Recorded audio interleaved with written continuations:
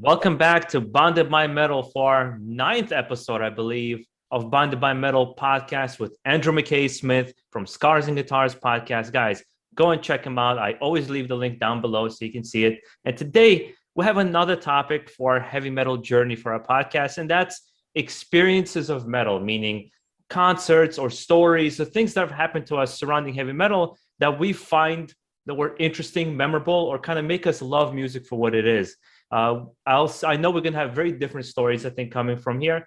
And it's usually the case. I have Andrew, right? He starts this thing off. I think I want to start it off, and I'm gonna start it off big because this was a concert I saw in 2010, and it was headlining Judas Priest, Black Sabbath with Dio, Motorhead, and Testament, all in one concert.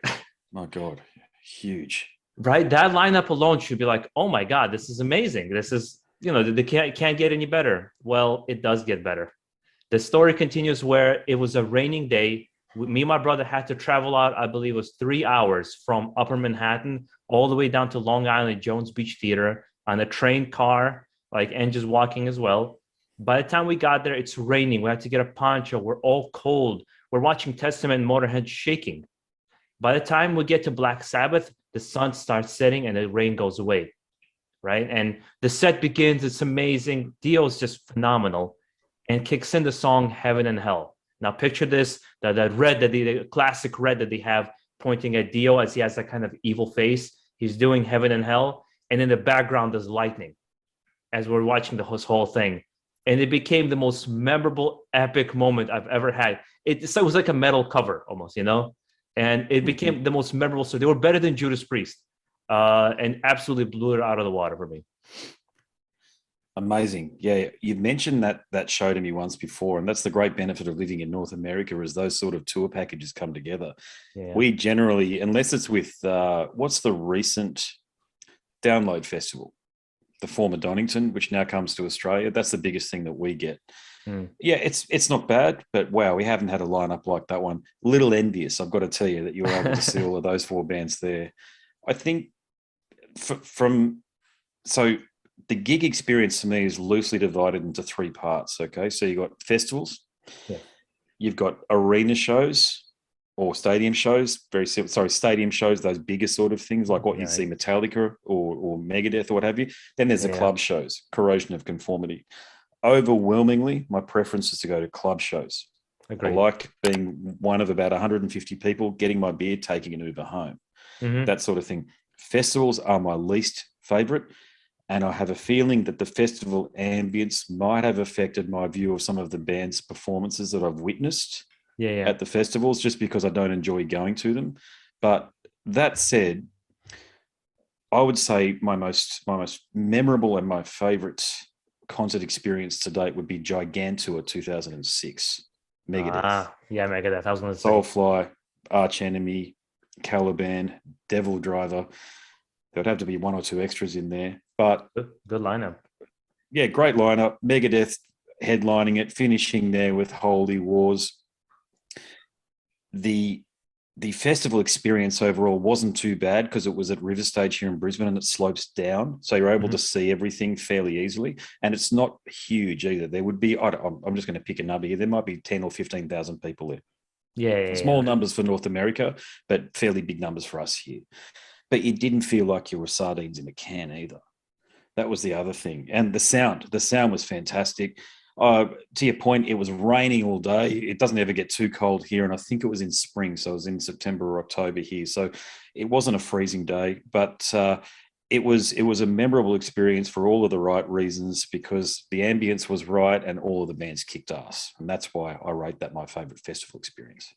That's awesome. By the way, guys, I want to mention this. We always keep asking you guys for suggestions. We want your suggestions, and we want your stories too. For example, for topics, for different things we can talk about, and as well as your concert experiences. Maybe if you have a story after hearing us talk about it. And when you mentioned Megadeth, I've actually seen them on Gigantour as well with Children of Bodom. But that was not a good experience because I'm not a big fan of Children of Bodom. and I was at the front waiting to see Megadeth, and people just fucking rushed us. Oh my god! You know how people Yeah. really. But that wasn't going to be the story I wanted to say. I actually want to tell you another cool story. This is an experience where I love moshing. Maybe not so much nowadays, but back in the day, my friend and I would mosh all the time. And one of my favorite bands to mosh to was Amon Amarth. They're awesome live. Every single time I've seen them live, they were amazing. And there was one particular one, I've never seen this being done, and I only seen it after that concert. Perhaps maybe we started it. It was this idea of during one of the songs, instead of moshing or headbanging, this guy got on the ground and started pretending like he's rowing a Viking boat. Yeah, I've seen that. You see it, right? Yeah. And the next thing you know, Yeah. 5, 10, 50, 60 people lay down and just start pretending like they're rowing the boat. Even the guy from Amon Amarth, the vocalist, I forgot his name, just comes out. I was like, that's fucking badass. Like, he just kind of started egging people on because it was just a cool once in a lifetime moment where it wasn't just moshing, but people came together as a unit. And that was, Yes. to me, a perfect moment in time of why I like concerts. And it was just that unique experience you'll never get. And I absolutely remember it to this day. And I love moshing in general. It's like I have a little side story with Amon Amarth. I've seen them actually one time where they're the only band that came, and they did 2 set lists. They did their whole new album as a first set list, took a half an hour break, and did a whole second set list. And that's just badass. I mean, it's like that's dedication from a band from my perspective. And I participated in a really pretty badass Wall of Death there as well. Yeah, I saw them at Download in Melbourne in 2018. They were impressive. They had to contend with a bloody awful sound. Yeah. The red stage, the infamous red stage at Download 2018. And the sound, the band put on a great performance, but you could barely hear them. It sounded like a blanket had been thrown over the mix, if you understand what I'm saying. It was like, Yeah. And I've seen plenty of videos. I went one night, I did a deep dive because I wanted to understand this trend for Amon Amarth gig goers to do the Viking row. It is incredible to see. You're talking about sometimes up to hundreds of people that get down and do it in an arena where there's probably only moments before been a wall of death or something. Yeah. A famous moment of human synchronicity right there. I would say I've never been to a festival. I've never been to a festival because we don't usually get them in New York State much. They're usually in other states. You're not missing much, I've got to say. I wish they wouldn't do them. I wish that I love this trend toward having a lineup of 4 or 5 bands in an arena or a club. I love that because you can dip in and out of it. It's in an urban environment, so there's pizza shops around you. You can sort of come and go. One of the things that I've always hated, whether it was like that in the States or otherwise, but you were never allowed out of the festival. You had to stay in there, and if you left, you didn't get a pass to come back in. Okay. So if you wanted to go to McDonald's or get some other food or just take a breather from the shitty ambience that most festivals have, you couldn't do it. And I never understood that, why they did that. I suppose they wanted to keep everybody a captive audience to buy their drinks and other sorts of stuff. But most festivals, certainly when I was growing up, most festivals would run out of stuff, like what happened at Woodstock. So they'd run out of water. So you'd be desperate for a water and you'd be drinking a Fanta or a Coke. Yeah. They just don't get it right. A lot of festival organisers didn't get it right. I know it's a little bit different now, but we're talking about our overall experience, and if that's what it was like in the 90s and 2000s, we'll talk about it. But as I say, mate, my feelings are you're not missing out on much. I hope that organisers and promoters they do more of the 4 and 5 bill thing inside of a venue. Give each of the bands, except for their headliner, 45 minutes or thereabouts. I just think that's so much more enjoyable. I'm willing to pay a little bit more for that too, because it just feels more intimate. If it's set up right in terms of the sound, it sounds great. Which in my experience, actually, and again, I'm not a sound technician to point a finger at. I've had so many instances, and I would say it's probably a 60-40 of being set up really bad. Yeah. It just sounds way too loud. Like you have to put something in your ears because especially for a death metal or thrash metal band, they want to turn it up. They want people to mosh. It's like, dude, people will hear it. This is just overwhelming. And the worst offender was Manowar. They came in New Jersey to a small venue, and they brought, I think, twice the amount of watt. They were bragging about it. They brought twice the amount of the amps they're supposed to. And at first I'm like, oh shit, that's exciting. My God, I felt my heart vibrating from the bass.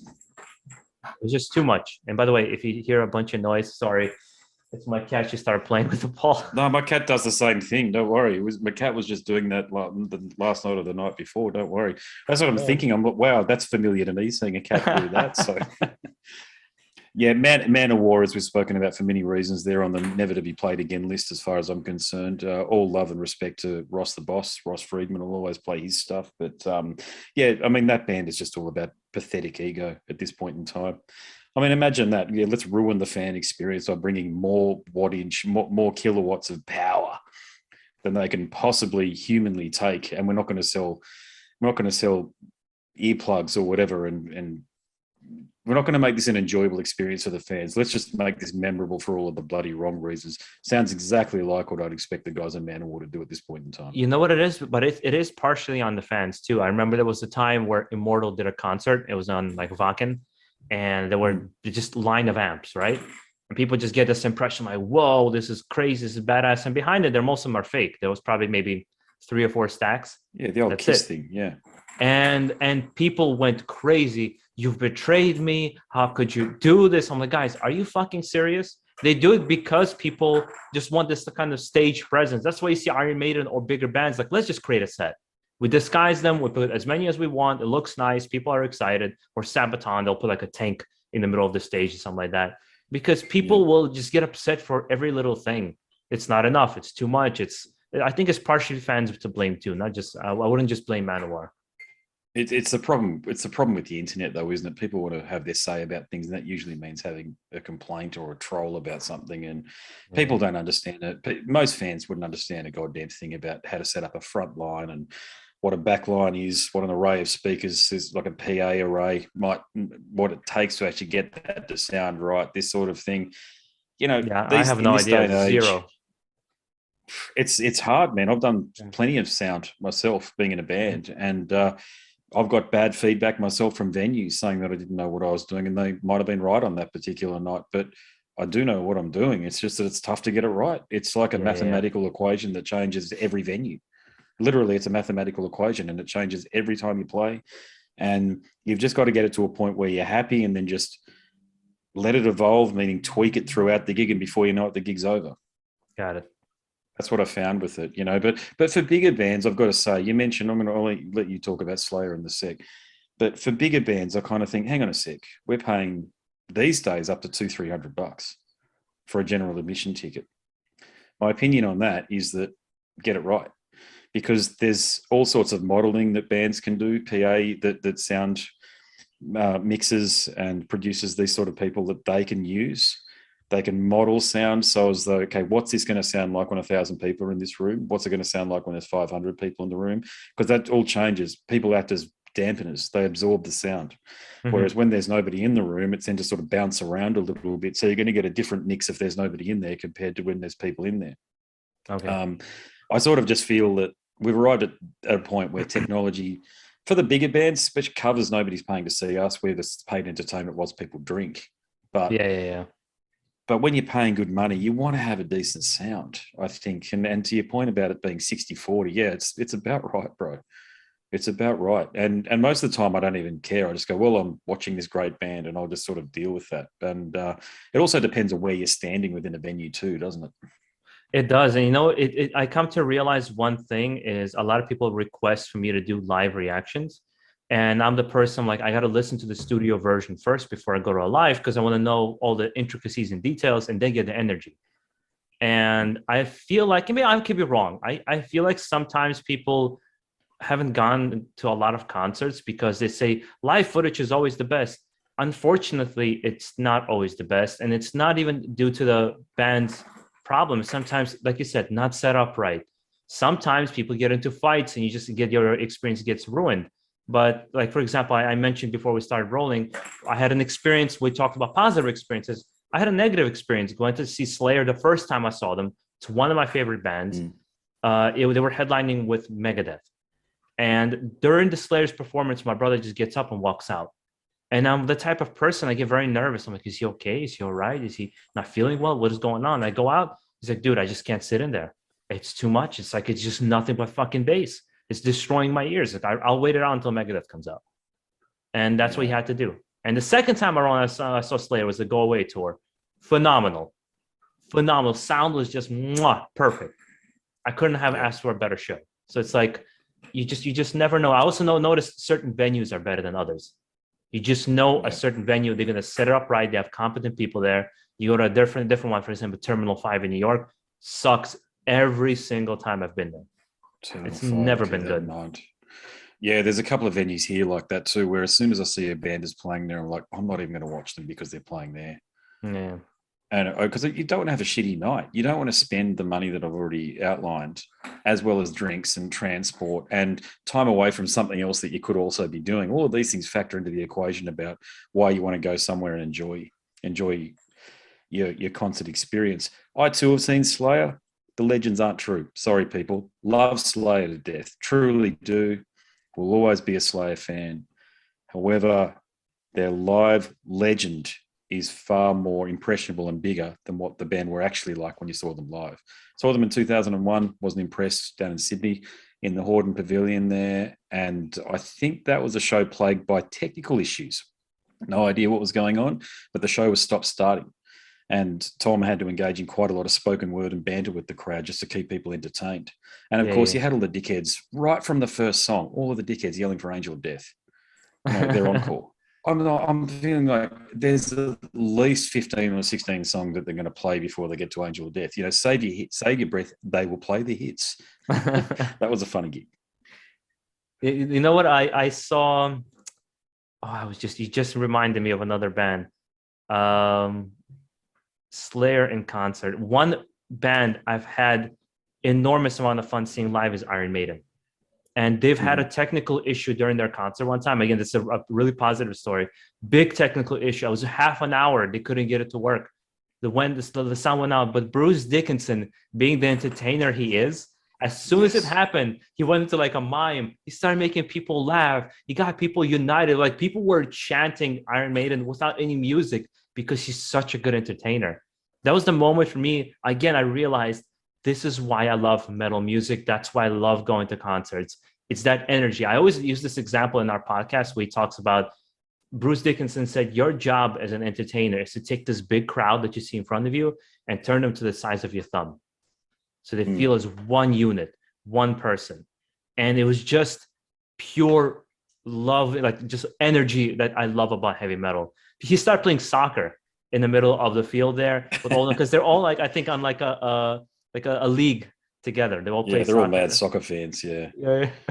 It was amazing. It's just every single time I've seen Iron Maiden, even if Bruce Dickinson, like after recovery, his voice was a little bit, it wasn't the same. His performance and energy when it's right, Overkill, another band, amazing live every time. Bobby has just pure energy when he brings there that you're absolutely just infectious to watch him, how crazy he gets. Yeah, you're right. Unfortunately, I love Overkill, but I haven't seen them yet, and they've toured here a few times. I know I'm missing out. They're actually the last band on my bucket list, I must say. The last, maybe them and Creator. I want to watch Vader. Sorry, 3: Vader, Overkill. Never seen Creator. Oh 3. man, I've seen Creator multiple times with Overkill. Wow. Well, Awesome. But yeah, just talking about things that happen on stage and bands that are able to sort of carry on in the way you've described Bruce. A couple of years ago, I watched Living Colour. You know how big a fan I am of Living Colour. Yeah. And Vernon Reid's guitar got unplugged. I think Corey Glover, when he was singing, stepped on the cable or something like that. Anyway, it was clearly going to take them a while to fix whatever technical issue had occurred. Knowing what was happening on stage, Doug Wimbish and Will Calhoun launched into this funk metal bass masterclass. And I remember saying to Doug when I had a chat to him, I said, believe it or not, that's my favorite single concert episode that I've ever witnessed, because it was just him. It was just him laying down this thick funk metal groove, and Will Calhoun with his John Bonham Led Zeppelin style drumming just supporting it. And I was like, man, I love Vernon's guitar playing, but I was sort of disappointed that he got it sorted as quickly as what he did, because I wanted to keep listening to you doing your bass guitar masterclass. They're those moments that happen. And another moment that I had was so long ago. This is when I was still at school, and it's not a metal band, but they're fellow New Yorkers, Beastie Boys. Oh, they're great. Well, I saw Beastie Boys in 1994, and I can't remember the name of their DJ. Was it Public Enemy's DJ was in the band? It's Terminator X, either way. But I was small enough and young enough to be on my mate's shoulder right up the front of the stage. Terminator X came out and just high-fived me. And I still remember, I still get sort of goosebumps thinking about that moment to this day. It was so awesome. I got that from a Rob Dukes of Exodus. And this funny thing, it was my first concert I ever went to. It was Exodus headlining, and it was the only band I was coming to see. I didn't know anybody else, but it was Arsis, Goat Whore, and Warbringer. Warbringer impressed us off the bat. We never heard of them. I was like, oh my God, we need to check this out. Wasn't a big fan of Goat Whore or Arsis at that time. And then when Exodus came out, now to paint the picture, guys, I am 2017. I'm 20 years old. I've never been to a concert, and I'm at the front of a thrash metal concert in BB King, right at the front. Then shit starts going crazy, mosh pits, people are going insane, women start flashing everybody. Like, I got a high five from Rob Dukes. I'm like, dude, I'm in heaven. This cannot get any better. Nice. Yeah, he's definitely a showman. Actually, I've got to listen to his recent. He's got a podcast out now. Have you seen that or heard that? Yeah. Haven't heard it yet, but he's just interviewed or had a chat to his former bandmate Gary Holt, who I've had a chat to. So I've got to check that one out. But I tell you, one of my most, I'd say it's very hard to pick a gig that sits above all others. I do have one, and it's not a metal gig, so it's kind of redundant if I talk about it. I'll mention it. It was Psychedelic Furs, who at the time had Frank Ferrer from Guns N' Roses, current Guns N' Roses drummer, in the band down at the we were playing to about 80 people at the Coolangatta Hotel, which is a venue right by the beach down here. But I won't talk about that one because I know it's not metal, and I want to keep it tight and focused for our audience. Deicide, again in 2006 that year, with Jack Owen from Cannibal Corpse on one side, and the master himself, Ralph Santola, on the left-hand side, or stage left, playing just a death shred masterclass. Impeccable. Anybody who wants to see how powerful and how great that band were with Ralph and Jack in the band, there's plenty of live footage out there. Go and check it out. I think they did live in LA. They actually released a live album, and Deicide aren't a live album band, really. They've got two out there, I think, but they don't release them that often, but do have a listen to it. It was so tight. It was so heavy. And the crowd that night were being such assholes to Glenn. They were spitting on him. Yeah. I couldn't believe it. They did it a couple of months before to Corpse Grinder from Cannibal Corpse too. It was one of those times where I was actually all the time. I was embarrassed to be. You know where they did this with me? Ace Frehley. I went to see Ace Frehley at the time. The girl I was dating, huge. She was a huge Kiss fan, absolutely biggest Kiss fan. So I thought, I'm like, oh, I should maybe for her birthday take her to Ace Frehley. She should be just in heaven. We get on stage. We're somewhere in the middle. We're not even at the front. Of course, people get really drunk, really stupid, start fights, start pushing. I'm not exactly tall. I'm not going to be fighting, 6 foot tall guys. My job is just to keep her safe.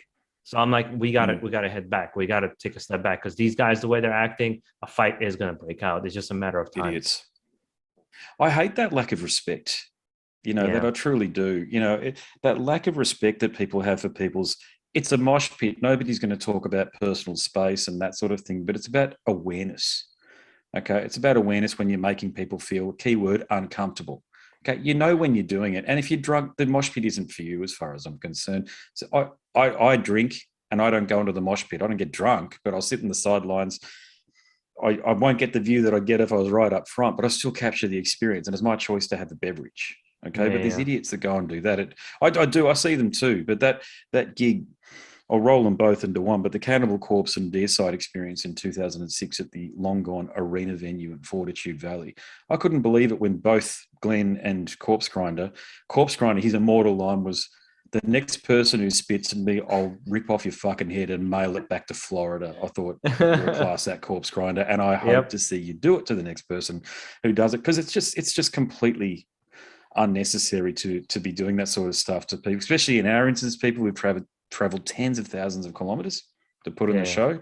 Most of the time they're tired, they're jet lagged, so sometimes they've come from the plane, gone and and I know this because I've spoken to people where it's happened, gone to the hotel, have a rest for about 2 or 3 hours, then they're on stage. Yeah. Okay. So I just, fellow gig goers in Australia, and it hasn't happened in a long time. There've been a plenty of gigs since, I've got to say, but it was just a shame that it happened to those gigs. But it actually, it sounds like it tainted my experience. It only has on behalf of the band, but it didn't for me personally. That Deicide gig was so important. At the time, I'd gotten out of metal, man. I was going to nightclubs. One of my good mates was a DJ. Well, I was listening to a lot of French house and all of this sort of music. I was more or less single at the time, and I was going out a lot, meaning going to nightclubs and this sort of thing. I thought, it's Deicide. For me, I'm going to go and see Deicide. And it got me back into extreme metal. The Stench of Redemption, that album, it got me right back into it. And from there, I even think that the path I'm on now started. And I've written about this in my book, which will be released soon. The path that I'm on now, musically speaking, as a fan appreciator, actually started that night. That's why that night's so important to me. That makes sense. I have had one experience where, well, actually, I've been to like Pagan Fest. Remember they used to give those really like a whole slew of bands around Pagan, Vikings, whatever it may be. And I remember they used to give a lot of these at one time. And this is a story we talk about concerts we went to, and this is a concert I couldn't go to. So I already bought the tickets. My brother and I were gonna go. Yeah.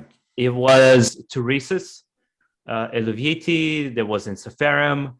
There was a bunch of like Viking pagan metal bands. Eluviti, great band. Yeah. Great band. Live, they're amazing. They're so much fun live. And it was a phenomenal set of bands that were gonna go at the top of their game. All of them were like releasing phenomenal albums at the time.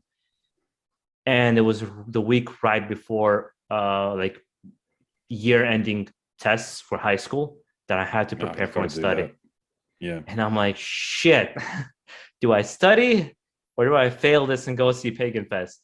And I gave my tickets to my cousin to go see it. And of course, what's going to happen? My brother comes back. Dude, you had to see Teresa's. It's a band we've never known at that point. It's like they came in Viking gear. They had the whole blood paint and everything, the wolf skin. He's so excited telling me the story. I'm like, you motherfucker. And then on after, I've gotten to see Teresa's afterwards, and they were really that good live. Sound really good, crisp. I find it power metal and like folk metal, they sound really good live. They really fine-tune their instruments, like a Symphony X and Camelot. Really good live.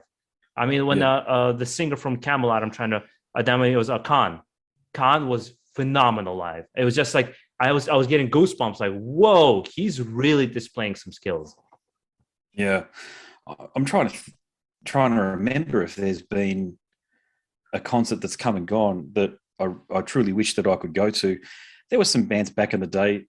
Again, they're not metal, but Pearl Jam, Nirvana, this sort of stuff that I distinctly remember them being advertised, and I could have bought tickets. And at the time, I felt a bit regretful that I didn't get them because they were the thing at the time. Everybody was buzzed about going and seeing them. But that's long since. I've made a point of seeing a lot of legacy acts like Fleetwood Mac, the Eagles, Paul McCartney. My God, wasn't that a bore?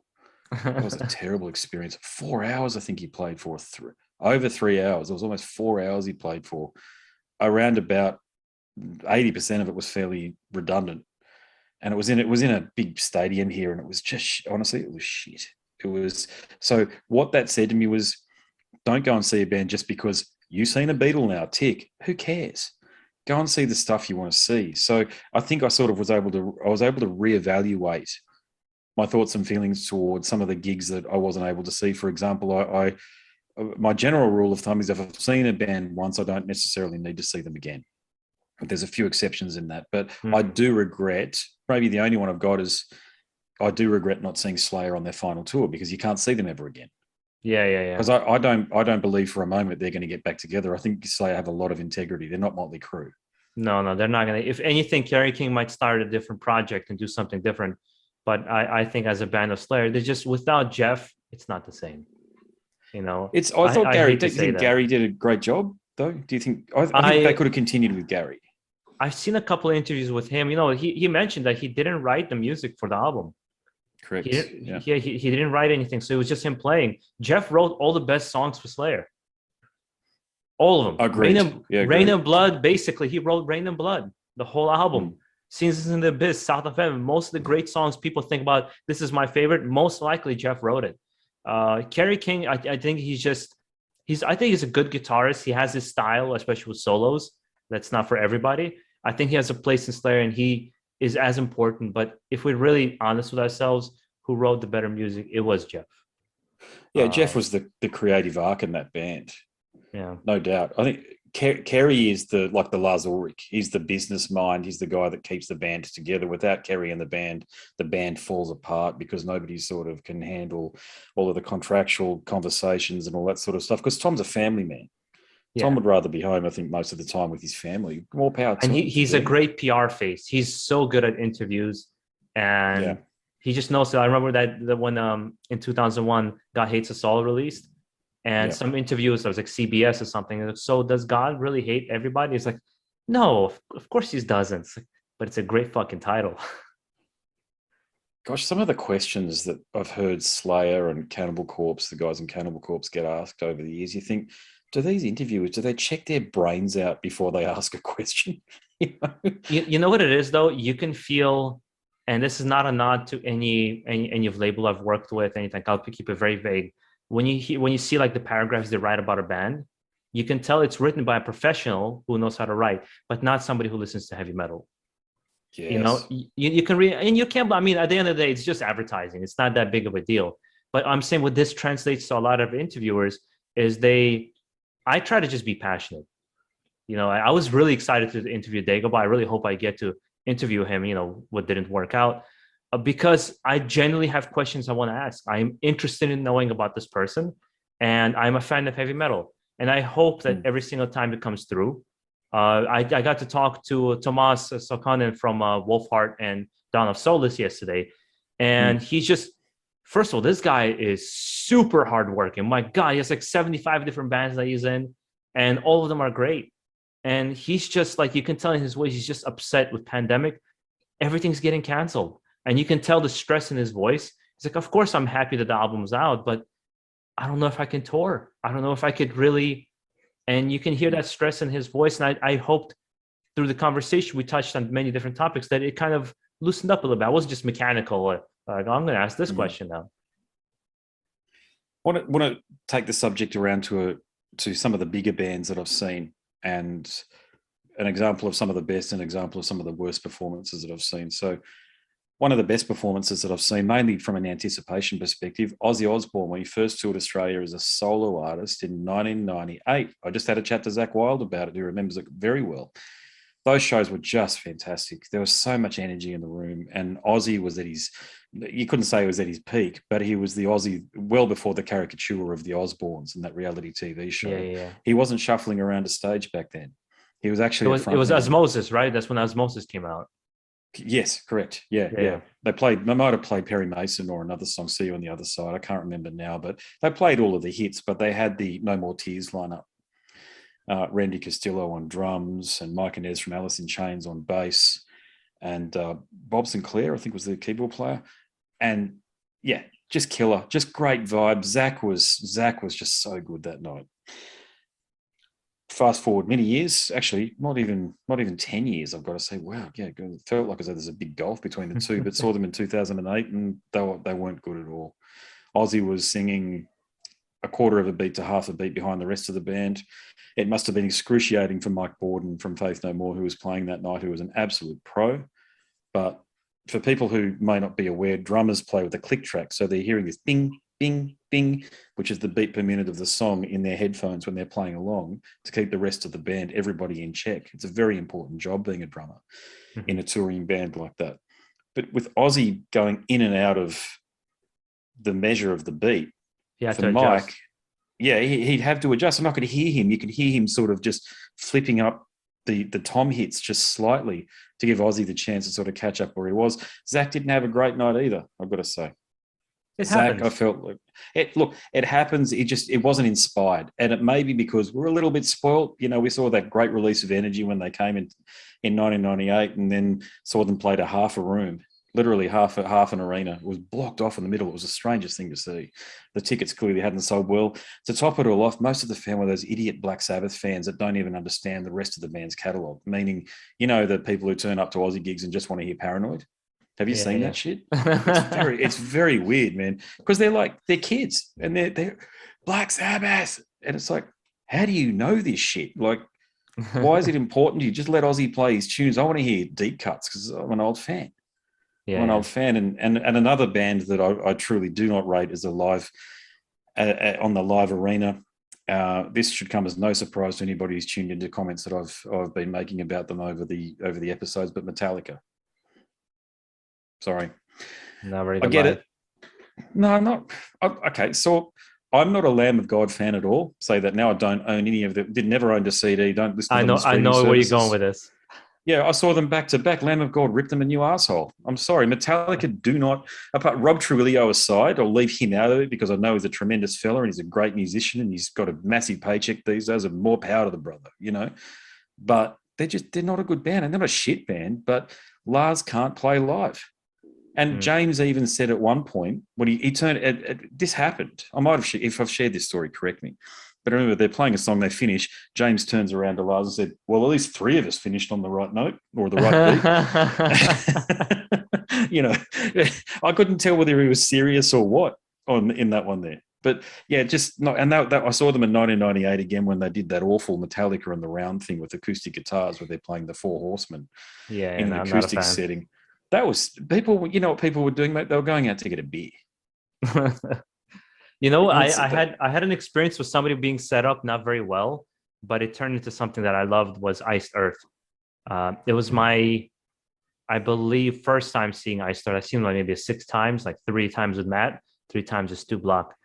And I saw it the first time. I'm excited. It's my favorite band of all time. I'm super hyped. And it happened so the instruments were tuned up higher than the vocals. But Matt realized that during the concert and elevated his voice to be even louder. And he overshadowed the instruments. That's how powerful his voice was at the time. I was like, holy fuck, this guy can sing. He really has power behind his voice. And I just loved him even more. There's a chance I'm going to get to interview him next week. I'm super hyped because that's going to be me finding out like more than anybody ever I had to interview up to this point, because that's a god to me when it comes to metal vocals. And I had another instance where I saw Iced Earth, and this time around was Stu Block. It has nothing to do with him in this particular moment because that's when Schaefer had the second band called Sons of Liberty. And it was a god-awful fucking band. And it's ridiculous. Yeah. He comes out, he gives this concert, and every single song, he does something about political. You can tell he's very right-wing. I don't mind if you're right wing. I don't care if you're left wing. I don't care if you're middle, upper, left, whatever the fuck you are. If you're in a concert, play music. That's why I'm there. And he starts talking about, there's propaganda for this, for that, boom, left, right, blah, blah. People in the crowd like, Schaefer, we love you. Shut the fuck up and play the music. Yeah. Nobody cared. Yeah. I call it the gods and guns routine. Like a lot of those Americans get fallen into the gods and guns and it's all right, we got a constitution and all this sort of shit. And it's like, you get it. Like one thing, I want to address this now, actually. The one thing that I haven't appreciated on behalf of John Schaefer is, he did the wrong thing and he has spent time in prison. Look, you do the crime, you pay the price, do the time. Yeah. But the amount of people that have thrown him under the bus afterwards, like what happened with Phil Anselmo, and I've already talked about Rob Flynn and what he did with Phil Anselmo after the Dime Bash thing. John's actions speak for themselves. How about supporting him in a moment of time? He spent years going down this weird trip, this civil liberties trip. It's not even about civil liberties. Sorry, it's just you don't storm Parliament. Sorry, what the White House? Sorry, you don't. The White House. Yeah, you don't storm. These buildings. You don't do that sort of shit. Okay, we do live in a civil democracy and you have a right to protest, so protest, but don't do that, what they did. And he was at the front line of that. There was FBI photos of him doing that. Everybody can go and check that out online. The guy clearly needs some help, meaning that he's a full-grown man, he's an adult, but he's been on this trip now for a long time. How about some of his mates reach out to him and say, let's have a beer and let's talk about some of these things. You can have these opinions. Having opinions and then turning them into this other thing where you're going on tour, singing about all gods. Well, as I say, I just call it gods and guns and pissing off your fans. That's one thing. Doing this other stuff where you're actually breaking the law in a big way is another thing. You've got a career, mate.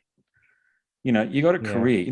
Regardless of what mainstream media is talking about, whether all these people on the left and even on the right, but mainly on the left, civilization isn't going to crumble. We're not going to fall. Okay.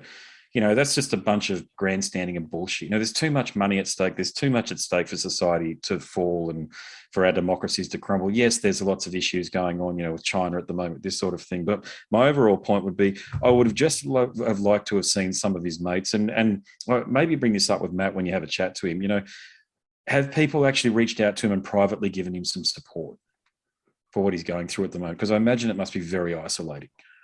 I can't agree with you really, because you can talk to somebody who is more conservative in the United States and they believe in certain things need to be protected, and I hear them. Actually, Jungle Rod, their vocalist, he is very pro Second Amendment because he's a hunter.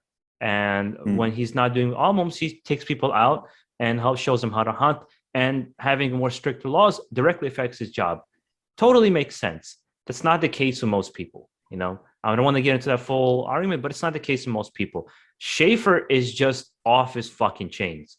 I'm not saying you should publicly execute him. It's like some people do, like with Dave Chappelle and Patton Oswalt, which I thought was very hypocritical. Either support him or don't, or just don't fucking show up. It's like, just don't be in there. Don't be be a third wheel and just go to the left. Don't come. But Schaefer, he's just a little off his meds right now. And he needs this moment to kind of recover. That's what I'm saying, though. I just hope that people are supporting him privately. That's my point there. Sorry if I wasn't clear. Is that I just hope, like, for people to come out and say, no, he's a bad person. It's like, for God's sakes, the guy. Oftentimes we don't realize the consequence of our actions until afterwards. Yeah. Okay, we don't, like, thinking people do. That's why we don't go around, punching everybody we have a disagreement with, this sort of thing, because I realize it's stupid. I just think John, sorry, I'll let you continue talking, but I think John just needs some support at the moment. And I hope he's getting it, because we don't know what I've known people who know him in Australia who've been on tour with him and assure me he's a decent fella. He's just got these funny ideas. My friend put it this way. When we were at the Sons of Liberty concert and he's saying all the things he's saying, my friend goes, it looks like you just discovered Wikipedia.